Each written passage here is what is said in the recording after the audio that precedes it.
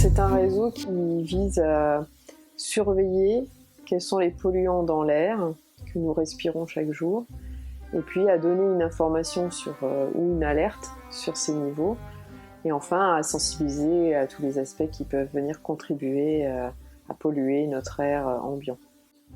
Donc il y a un certain nombre de capteurs qui mesurent en permanence toute l'année sur l'ensemble du territoire. Il y a 16 stations de mesure qui sont dédiées à ça. Et puis on utilise aussi des moyens que l'on va placer ponctuellement dans certains territoires pour compléter cette information. Mais on utilise aussi aujourd'hui beaucoup la modélisation. Donc en fait on va estimer cette qualité de l'air par le biais de calculs assez complexes à mettre en œuvre, mais qui permettent d'avoir une bonne estimation.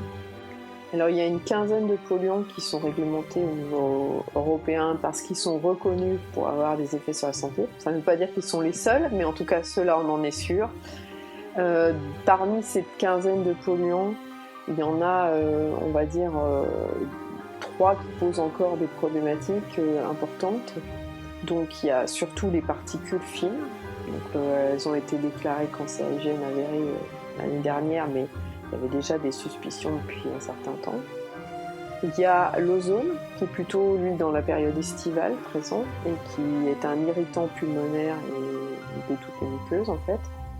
Et puis, il y a les oxydes d'azote, dont le dioxyde d'azote est réglementé, qui, lui, est un perturbateur aussi au niveau respiratoire, et qui va faire qu'on devient plus fragile face aux virus, aux infections toujours.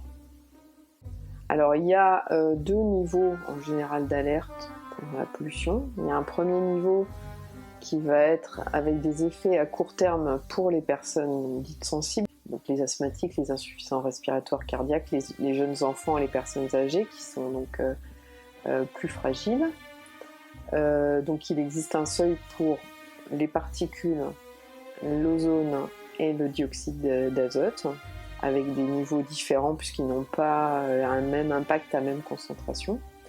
Et il y a un deuxième seuil qui peut être déclenché par nous, qui est plus élevé et qui là peut affecter la santé de tout à chacun.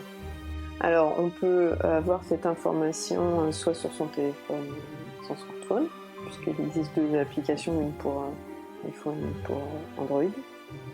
On peut aussi aller régulièrement consulter les données sur le site internet de l'association. Et puis après, il y a des gens qui nous appellent pour avoir des informations ou des recommandations dans leur quotidien pour protéger leur santé.